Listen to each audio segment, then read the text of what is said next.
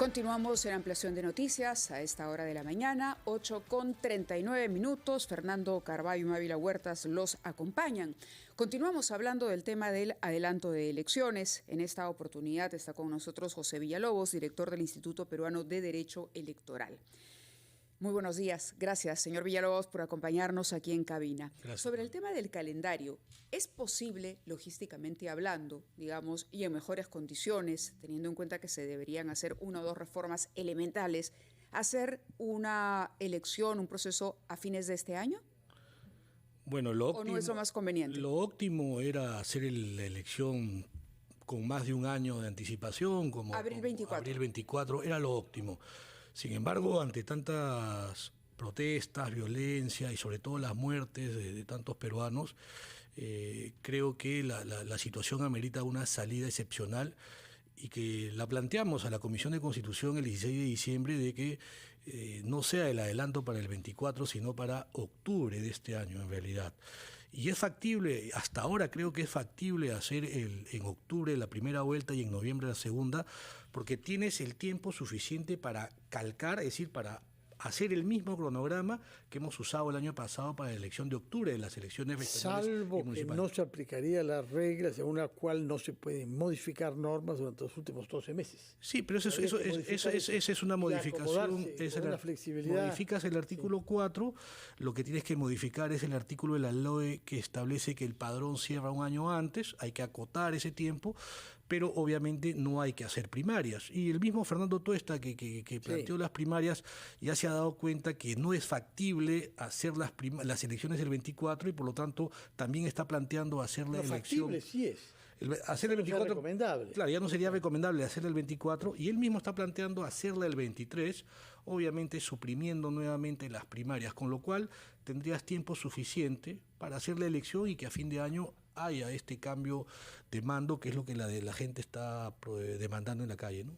¿Estás seguro que es la gente que está demandando eso? Porque parece que estamos encaminándonos a un acuerdo sobre la fecha, a juzgar por la reunión que han sostenido ayer Otárola y Williams. Al parecer están de acuerdo para mantener lo que ya se votó en primera lectura, que las elecciones se hagan en abril del año 24. Bueno, lo que pasa es que una cosa es lo que queremos nosotros, lo que quiere la población, pero quienes tienen la sartén por el mango es el Congreso. El Congreso es el único que puede decidir cuándo es que va a ser el recorte del mandato y la elección, porque esto pasa por una reforma constitucional. Entonces, en el Congreso evidentemente hay varias posturas. He escuchado ahora a unos congresistas que aparentemente tienen el consenso de dar la segunda votación para que se haga la elección en abril, pero si hay ese consenso y esa voluntad, ¿por qué se alarga tanto, ¿no? ¿Por qué se espera a la quincena de febrero aparentemente para recién hacer la segunda votación cuando debió hacerse de inmediato? El pretexto es de que hay algunas reformas que se quieren aprobar, pero ¿hasta cuándo las van a discutir? Hasta ahora no las llevan al Pleno a votación. Y no se ajusta la agenda de las reformas, no la lista de las reformas. Desde la academia, desde el estudio de nuestras elecciones, ¿qué pasos se podrían dar para que éstas no repitan, digamos, los defectos que tuvieron las últimas elecciones y no repitamos la historia una y otra vez? Hay modificaciones que hacer. ¿Cuál diría usted son las más importantes, las urgentes? Mira, Mávila, se han hecho muchas reformas, se nos ha vendido toda la historia de la reforma electoral, pero nunca se ha hecho una verdadera reforma. Solo se han aprobado parches. Lo que yo creo que a donde deberíamos incidir es en el tema del financiamiento de las candidaturas y de las campañas. ¿Por qué? Porque más allá de que ha habido un avance, se sigue notando que en las campañas electorales entra dinero ilegal, dinero oscuro. ¿Y eso a qué se debe? A que nuestro marco legal es muy permisivo sobre eso. Nosotros tenemos una campaña electoral que acaba un día antes de la elección, pero no tiene fecha de inicio. Al no tener una fecha de inicio la campaña electoral... Bueno, cuando son convocadas las elecciones por jefe de Estado, ¿no? Pero la campaña, en realidad, ¿desde cuándo una persona puede gastar en la campaña? Eso para la OMPE solo te supervisa o te exige información desde que tú eres candidato, es decir, de que se inscribe tu lista en el jurado electoral especial. Pero toda la etapa previa a la inscripción de la lista, nadie fiscaliza de dónde se financian esas candidaturas. Ahora, o precandidaturas. ¿Qué propone usted? Porque hay quienes sostienen que lo razonable es regresar a un sistema de financiamiento privado vía empresas, porque al haberse prohibido o limitado eso, lo que ha sucedido es que hay más dinero negro.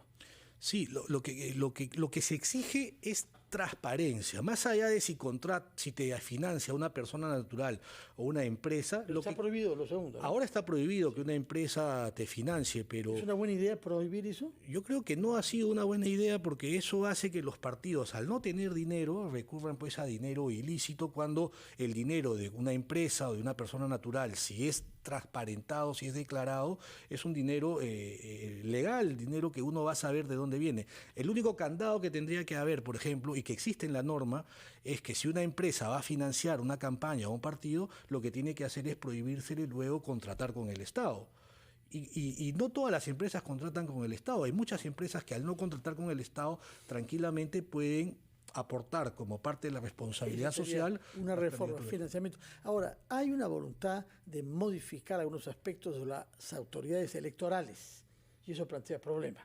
El modo de elección del presidente del Jurado Nacional de Elecciones y también el remitir una copia de las actas a las Fuerzas Armadas. Esos dos temas plantean dificultades.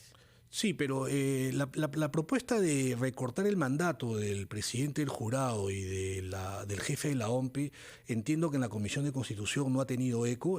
Creo que he leído un texto sustitutorio al proyecto de Amurús, han cambiado un texto sustitutorio en el predictamen y ya no están recogiendo el recorte del mandato de tanto de Salas como Corbeto, porque era una intromisión del poder político en la conformación del jurado y la Constitución ha aislado al jurado, lo ha protegido del control político. Por lo tanto, creo que esa idea ha sido desechada, por lo menos de lo que he leído en el predictamen. Sin embargo, sí están planteando ampliar el número de magistrados, ya no de 5, sino a 7, lo cual podría ser interesante porque podría generar 2 salas. Recordemos que el Jurado Nacional de Elecciones en los momentos más álgidos no ha podido resolver casos por la alta carga. Al tener 2 salas, es decir, 3, podría solucionar. En el tema del acta que usted me comentó en algún momento, si era factible volver a la 5ª acta para las Fuerzas Armadas, yo le reitero, me parece que es una medida que no solucionaría nada. En realidad,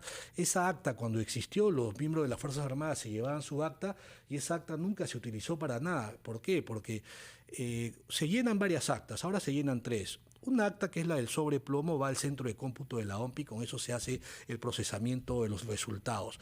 Cuando esa acta tiene errores, tiene malas sumas, están mal escritas, se genera una observación al acta y esa acta va al Jurado Electoral Especial en primera instancia para que resuelva la observación. El Jurado Electoral, ¿qué hace? Tiene su ejemplar, el segundo acta. Con ese ejemplar se hace el cotejo entre la que está observada y la del Jurado Electoral Especial. Si con esta puede salvar la observación, se corrige el acta. Si no se puede, o si alguien apela a lo que resuelve el Jurado Electoral Especial, sube al Jurado Nacional de Elecciones que tiene un tercer ejemplar del acta, con lo cual tú tienes 2 actas para corregir los errores. No hay una tercera o cuarta instancia y las Fuerzas Armadas no podrían ser una instancia que te diga, oye, tu acta está mal Revisora, y que la claro. mía es la buena. Además, ¿qué garantizaría que esas actas van a estar bien custodiadas? Pasa lo mismo con quienes plantean que ya no se destruyan los votos en las mesas, sino que se guarden para luego hacer un reconteo.